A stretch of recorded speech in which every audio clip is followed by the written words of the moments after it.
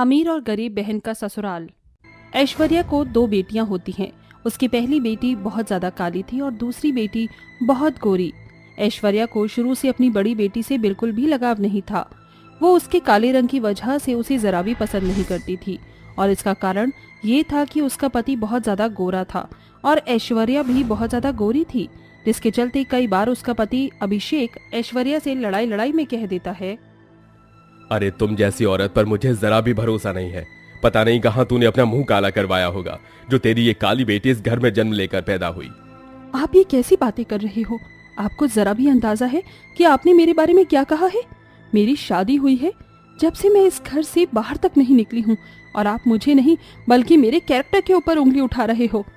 चलो ठीक है, अगर ऐसी बात है तो ये बताओ कि ये लड़की इतनी काली क्यों है? अगर मेरी बेटी होती या तुम्हारी और मेरी, हम दोनों ही गोरे हैं, हमारी बेटी इतनी काली तो नहीं हो सकती। अभिषेक इसी प्रकार से ऐश्वर्या से बहुत लड़ता है, जिसके चलते अभिषेक और ऐश्वर्या की लड़ाई एक वक्त पर आकर खत्म हो जाती है। वो अब अपनी छोटी बेटी स्नेहा को ही सारा प्यार करते हैं और उसकी सारी ख्वाहिशें पूरी करते हैं। बचपन से लेकर अभी तक उन दोनों के बीच में ये भेदभाव चलता रहता है। पिताजी, आप मेरे लिए वो वाली गुड़िया नहीं लेकर आए? मैंने आपको कहा था ना, मुझे मेरी प्यारी वाली गुड़िया चाहिए। प्लीज आप लाकर दो ना मुझे। ओहो, मेरी प्यारी गुड़िया को एक प्यारी सी गुड़िया चाहिए? हाँ, चिंता मत करो, कल ही मैं तुम्हारे लिए बहुत प्यारी गुड़िया लेकर आऊंगा। पिताजी, मुझको भी गुड़िया चाहिए। पैसा क्या पेड़ पर उगते हैं जो मैं तेरे लिए भी गुड़िया लेकर आऊंगा? इस घर में रहने के लिए मिल रहा है, इतना ही काफी नहीं है क्या तुम्हारे लिए? सलोनी किताब लेकर बैठी होती है। अभिषेक गुस्से से उसकी किताबें फेंक देता है। ये देख सलोनी रोती है और रोकर अपनी माँ ऐश्वर्या के पास पहुंच जाती है, लेकिन ऐश्वर्या भी उसे धुतकार कर अपने पास से भेज देती है। इसी प्रकार अब ऐश्वर्या और अभिषेक दोनों ही बेचारी सलोनी के ऊपर जरा भी ध्यान नहीं देते और उसका स्कूल तक छुड़वा देते हैं, जिसके चलते सलोनी केवल घर के काम ही करने में रह जाती है। ऐसे ही समय बीतता है और दोनों बहनें बड़ी हो जाती हैं। जहां अपनी खूबसूरती के कारण स्नेहा अपनी बड़ी बहन सलोनी से नफरत करने लगती है। आज की पार्टी में मैं ही दिखने वाली हूँ। ये ड्रेस तो मेरे पर बहुत ही प्यारी लग रही है और मुझे देखो जरा मैं कितनी खूबसूरत लग रही हूँ। चलो चलकर अपनी काली कलोटी बहन को चढ़ाती हूँ। स्नेहा ऐसा सोचने के बाद अपनी बड़ी बहन सलोनी के पास पहुँच जाती है और उसे बंठन कर दिखाने लगती है और ऊपर से उसे उसके काले रंग के लिए ताने भी देने लगती है। काश कि तुम भी गोरी होती तो मैं तुम्हें कह पाती कि हाँ तुम भी मेरी बहन हो, लेकिन तुम्हारे काले रंग की वजह से तुम इस घर की नौकरानी की हैसियत में ही सोचेबल लगती हो। चलो मैं तो पार्टी में जा रही हूँ, तुम यहाँ झाड़ू पोछा करती रहो। स्नेहा ऐसा कहकर वहाँ से चली जाती है, लेकिन इस बात का सलोनी को जरा भी बुरा नहीं लगता, क्योंकि बचपन से ही वो स्नेहा के ऐसे बर्ताव को झेलती आ रही होती है।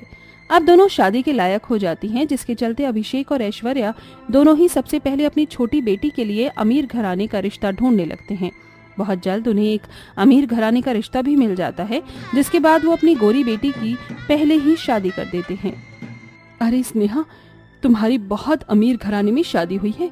देखना बेटी, तुम्हारी जिंदगी खुशियों से भर जाएगी, तुम्हें किसी चीज की कमी नहीं होगी और हमेशा तुम खुश रहोगी। चलो चलो, अब ज्यादा प्यार मत दिखाओ, नहीं तो इसे यहाँ से जाने में बहुत तकलीफ होगी। चलो स्नेहा, अब तुम अपने ससुराल के लिए निकल जाओ। अभिषेक और ऐश्वर्या दोनों ही स्नेहा को उसके ससुराल के लिए विदा कर देते हैं, जिसके बाद वो अपनी काली बेटी से छुटकारा पाने के लिए उसकी शादी एक बहुत ही ज्यादा गरीब घराने में कर देते हैं। लेकिन गरीब घराने में जाने के बाद सलोनी को एक बहुत अच्छा परिवार मिलता है। वो लोग गरीब तो होते हैं, लेकिन सलोनी की बहुत कदर करते हैं। आओ बहू, घर के अंदर आओ, तुम्हारा इस घर में स्वागत है। देखो, हम लोग गरीब हैं, लेकिन इस घर में तुम्हें हमेशा खुश रखने की कोशिश करेंगे। जो प्यार सलोनी को कभी अपनी माँ से नहीं मिला, वो प्यार उसे अपनी सास से मिलता है और उसकी आंखें भर आती हैं।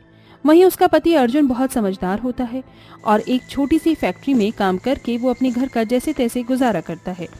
उन सभी का इतना अच्छा बर्ताव देखकर सलोनी गरीबी में भी खुशी से रह रही होती है, तो वहीं उसकी छोटी बहन स्नेहा अपने ससुराल में अपने अमीर परिवार के साथ परेशान हो जाती है। अरे माँ जी, कहाँ जा रही हो आप? तुम्हें नहीं पता, हर सैटरडे नाइट मेरी किट्टी पार्टी होती है और उसके बाद मैं फुल नाइट बाहर ही रहती हूँ, तो आज मैं घर पर वापस नहीं आने वाली हूँ। मेरा इंतजार मत करना और मेड से कह देना कि मेरा खाना न बनाए, वैसे तो उसको पता ही है। मायावती ऐसा कहकर अपनी ब्लैक कैट को लेकर वहां से चली जाती है, जिसके बाद स्नेहा अपने मन में सोचती है, आज तो माँ जी भी घर पर नहीं है और आज शायद विकास जी भी घर पर जल्दी ही आ जाएंगे। आज मैं उनके लिए सरप्राइज प्लान करती हूँ, उन्हें बहुत अच्छा लगेगा। ये सोचकर स्नेहा अपने पति को सरप्राइज देने के लिए घर पर डेकोरेशन करती है और उसके लिए केक बनाती है। लेकिन जैसे ही विकास ऑफिस से घर आता है वो स्नेहा से कहता है, What the hell? ये सब क्या कर रखा है?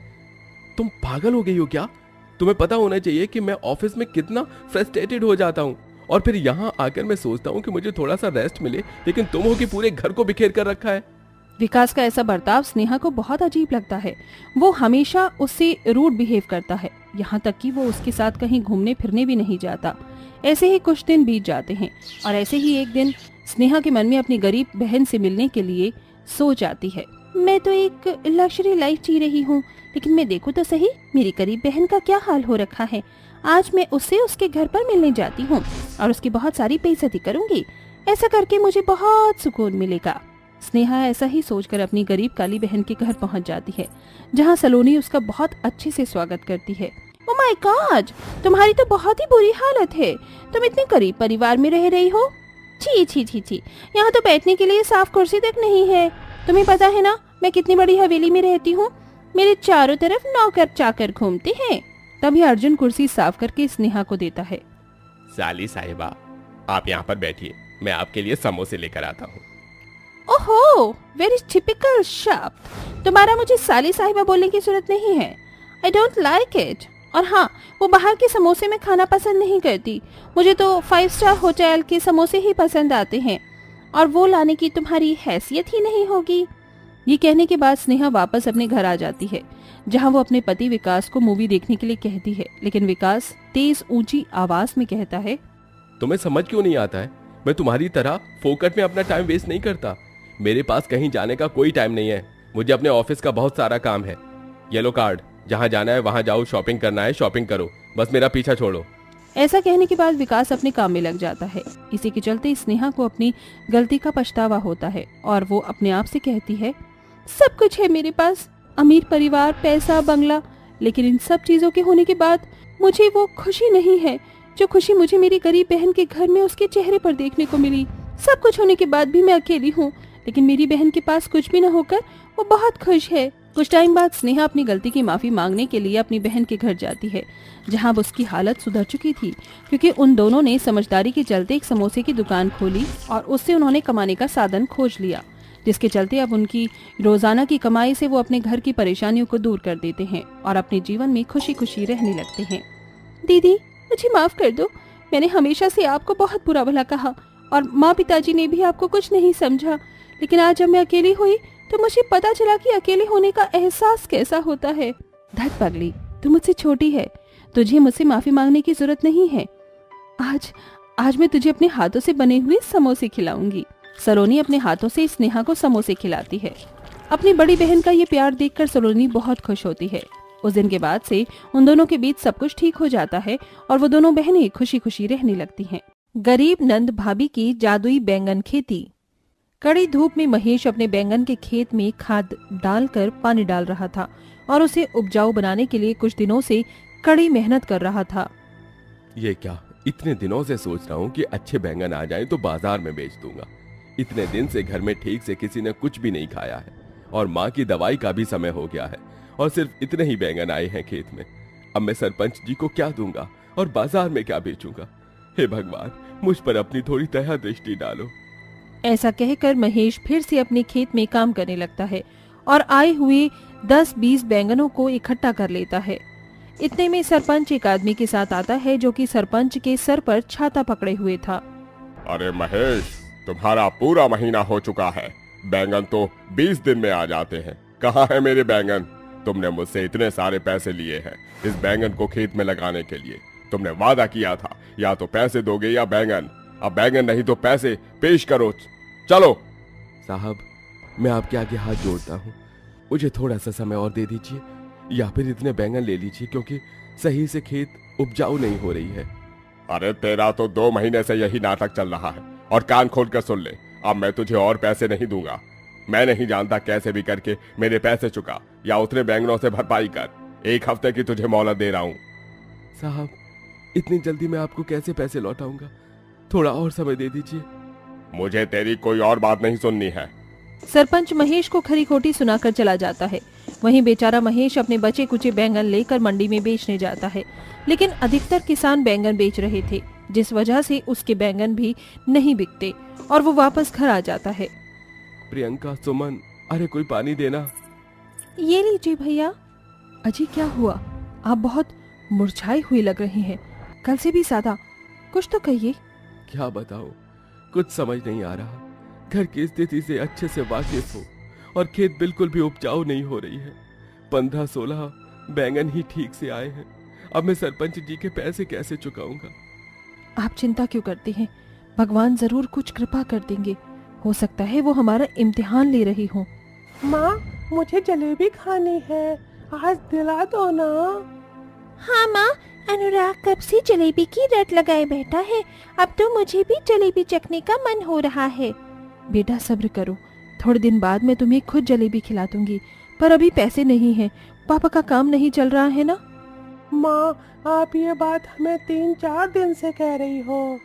अनुराग बाबू, मैं खुद जलेबी बनाऊंगी घर में, ठीक है?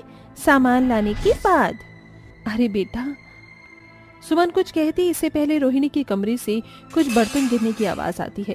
घर के सभी सदस्य भागकर पहुंचते हैं और गिरी हुई रोहिणी को बिस्तर पर लेटाते हैं। माँ, आप बिस्तर से क्यों उठी? हाँ माँ जी, आप जानती हैं ना, आप ज्यादा चल फिर नहीं पा रही हैं इस टाइम। फिर क्यों उठी आप? अरे बहू, बस मुझे पानी पीना था, इसीलिए उठी थी, लेकिन गिर पड़ी। पेट के दूसरी तरफ ज्यादा दर्द हो रहा है, बहुत देर से दवाई मिली नहीं। भाभी, माँ को ज्यादा तकलीफ ना हो जाए, इसलिए हमने जो पैसे जोड़े हुए हैं उसी से ही एक बार माँ को अस्पताल ले जाते हैं। दवाई भी नहीं है उन पर। हाँ, ये ठीक रहेगा। रोहिणी की बिगड़ी हालत को देखकर घर के सभी लोग उस डॉक्टर के पास पहुंचा देते हैं, जहां उसका पथरी का इलाज चलता है। ऑपरेशन होने के बाद रोहिणी घर वापस आ जाती है, लेकिन कुछ घंटे बाद रोहिणी चल बसती है। इससे घर वालों को बहुत बड़ा धक्का लगता है और महेश पर घर के खर्चे और सरपंच के दिए हुए कर्ज का दबाव बनता है, जिससे वो घर छोड़कर चला जाता है। इस बात से सुमन बिल्कुल बिखर जाती है। महेश जी रुक जाइए, मुझे इस राह पर अकेले छोड़कर मत जाइए। भाभी, खुद को संभालिए, मैं आपके साथ हूँ। प्रियंका, क्या संभालूं मैं तुम्हारे भैया के बगैर दोनों बच्चों का कैसे ख्याल रखूंगी? सरपंच के पैसे तो चुकाने पड़ेंगे और माँ जी भी नहीं रही अब। भाभी, मैं आपके साथ मिलकर खेत में दोबारा मेहनत करूंगी। क्या पता बैंगन उग जाए और हम सरपंच के पैसे चुका दें।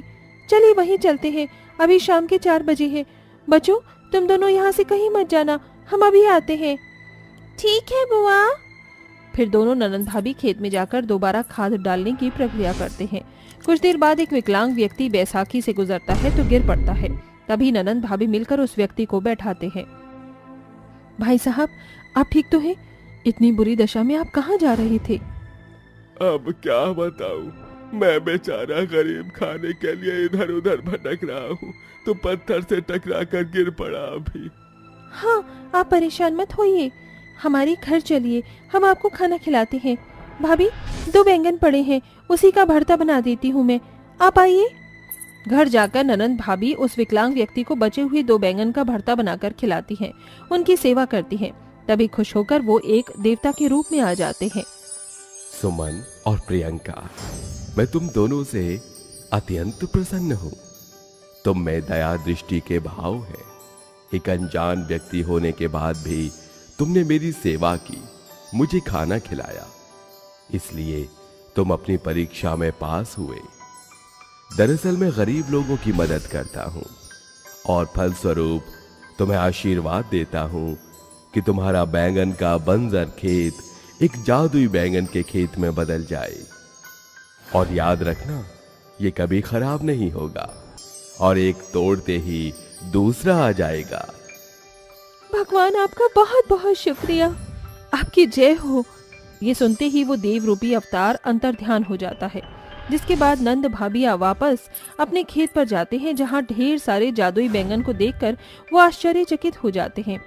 अरे प्रियंका, तुम देख रही हो कितने सारे बैंगन हैं। मैंने कहा था ना, भगवान के घर पर देर है अंधेर नहीं।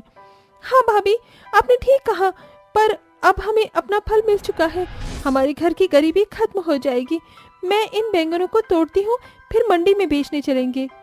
मैं भी। जैसे ही सुमन एक बैंगन को तोड़ती है तो सुनहरी रोशनी से दूसरा बैंगन आ जाता है, और ऐसा ही ननंद के साथ होता है। दोनों बहुत खुश थीं और वो एक टोकरी में ढेर सारे बैंगन को इकट्ठा करके बाजार बेचने चली जाती हैं, जहां और कम कीमतों में उनके बैंगन जल्दी जल्दी बिक जाते हैं। बैंगन ले लो, बैंगन 20 के 3 किलो, 20 के 3 किलो।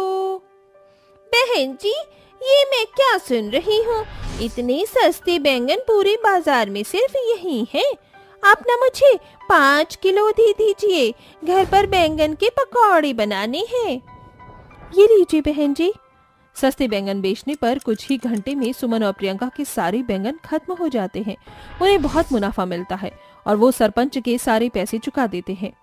अरे वाह, तुमने पैसों के साथ ब्याज के पैसे भी लौटा दिए। क्या बात है, तुम्हारा काम चल गया। मुझे माफ करना, मैंने तुम्हारे पति के साथ खराब समय में बदसलूकी की। पर है कहाँ वो? दरअसल वो नौकरी की तलाश में कहीं चले गए हैं। खैर कोई बात नहीं सरपंच जी, आपने भी तो हमारी मदद करने के लिए ही पैसे दिए थे। मैं आपके लिए कुछ बैंगन भी लाई हूँ, ये लीजिए, बहुत स्वादिष्ट है। जरूर जरूर। इसके बाद सुमन फिर से अपने जादुई बैंगनों के खेत से जादुई बैंगनों को तोड़ती है। ये तो फिर से आ गए उसी जगह, क्या जादू है। अगले दिन सुमन और प्रियंका ढेर सारे बैंगन मंडी में बेच कर आती हैं, जिससे उन्हें बहुत पैसे मिलते हैं और वो बच्चों के लिए नए कपड़े और जलेबी खरीद कर उन्हें देती हैं। अनुराग, दीप्ति, आओ जलेबी खाओ बेटा, और रबड़ी भी। तो ये लो। अरे प्रियंका, मैं तो भूल ही गई, तुम्हारे लिए नया सूट भी लाई हूँ मैं। अरे भाभी, इसकी क्या जरूरत थी? बच्चों के लिए कर देती, वो काफी था। ऐसे कैसे? इस मुश्किल घड़ी में तुमने भी तो मेरी मदद की है। बच्चों से झूठ कह दिया है। मैं महेश जी के बारे में उन्हें बताना नहीं चाहती। आप अपनी जगह सही हैं भाभी। वैसे भाभी, हम रोज पैसे इकट्ठे करेंगे तो अपने टूटे फूटे घर को भी बनवा लेंगे। हाँ, और बच्चों का प्राइवेट स्कूल में दाखिला भी करा देंगे। इस तरह ननंद भाभी मिलकर अपने जादुई बैंगन के खेत से रोज बैंगन को निकालकर मंडी में बेचती हैं, जिससे उन्हें बहुत मुनाफा होता है। धीरे धीरे वो अपना एक बड़ा सा घर बनवा लेती हैं।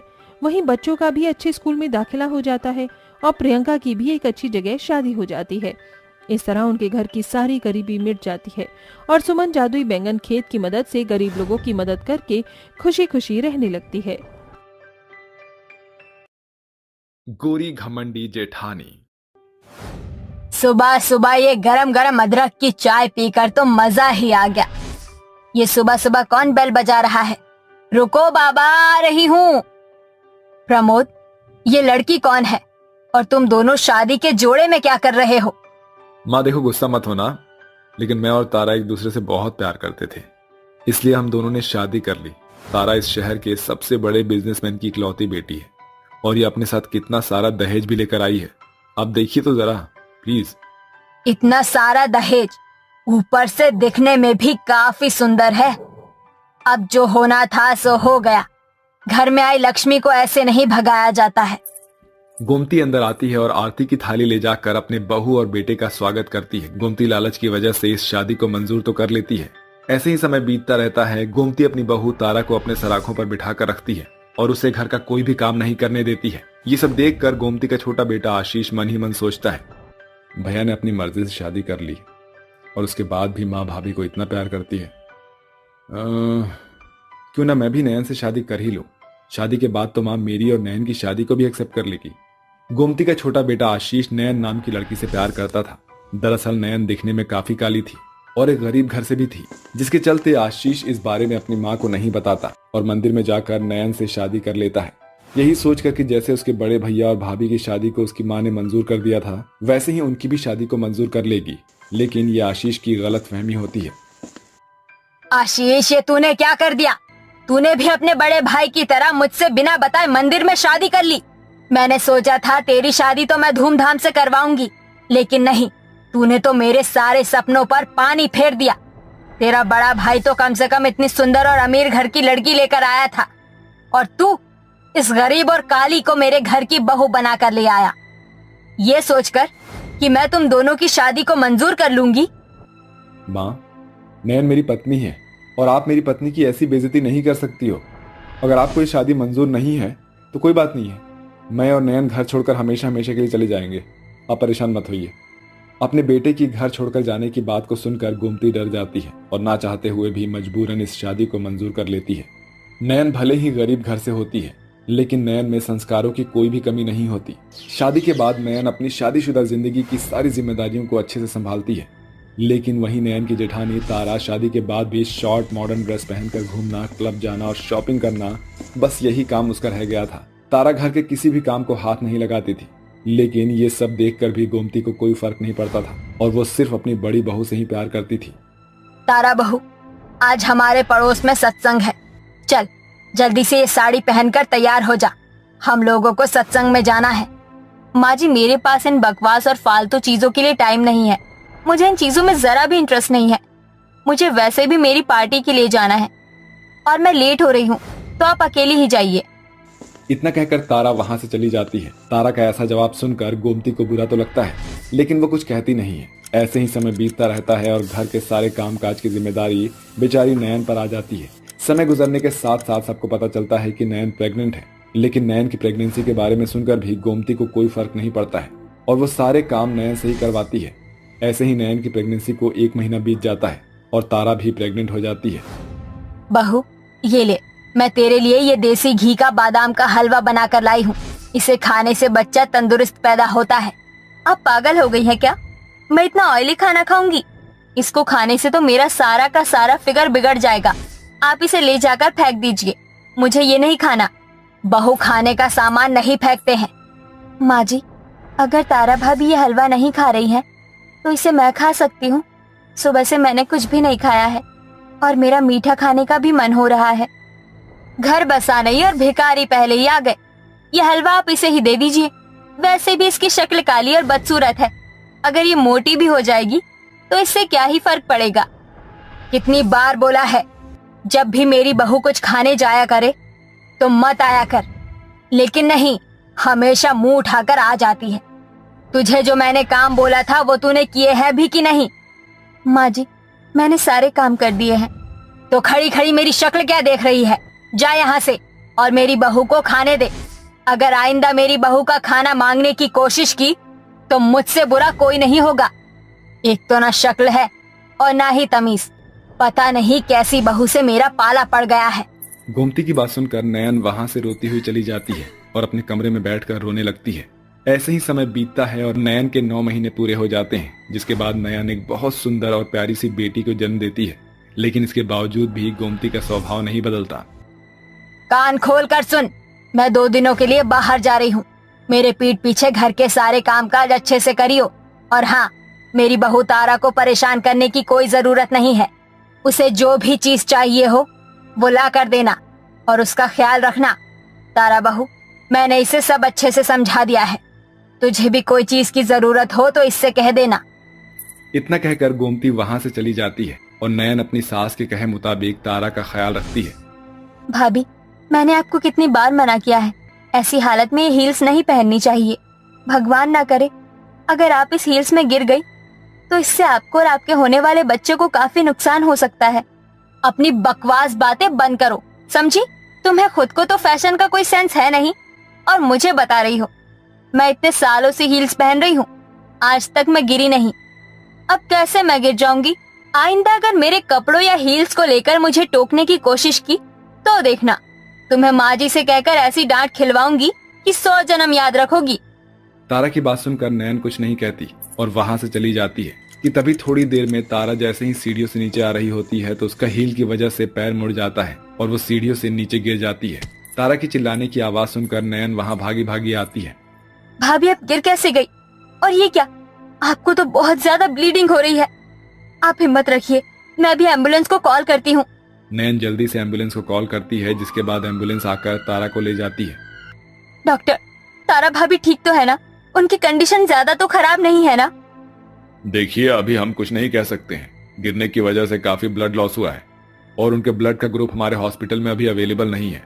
टाइम से ब्लड नहीं मिला तो उनकी और उनके बच्चे की जान बचाना काफी मुश्किल हो जाएगा हमारे लिए। डॉक्टर, उनका ब्लड ग्रुप क्या है? ग्रुप ए पॉजिटिव है। मेरा भी ब्लड ग्रुप ए पॉजिटिव है। आप एक काम करिए, मेरा ब्लड उन्हें दे दीजिए।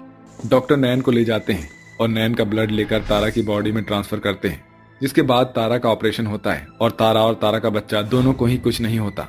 दोनों ही सुरक्षित होते हैं। थोड़ी ही देर में सारा परिवार भी हॉस्पिटल में आ जाता है।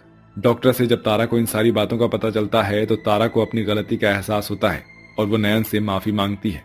नयन, मुझे माफ कर दो। मैंने तुम्हारे साथ कभी अच्छा बर्ताव नहीं किया, लेकिन आज तुम्हारी वजह से ही मेरा बच्चा और मैं जिंदा हूँ। मुझे भी माफ कर दे बहू, मैंने भी तेरे साथ बहुत गलत किया। अब मुझे भी मेरी गलती का एहसास हो चुका है। नयन अपनी सास और जेठानी की बात सुनकर दोनों को माफ कर देती है, जिसके बाद अब तारा कभी भी अपनी देवरानी के साथ बुरा बर्ताव नहीं करती और ना ही गोमती। अब गोमती अपनी दोनों बहुओं और पोता पोती को एक जैसा प्यार करती है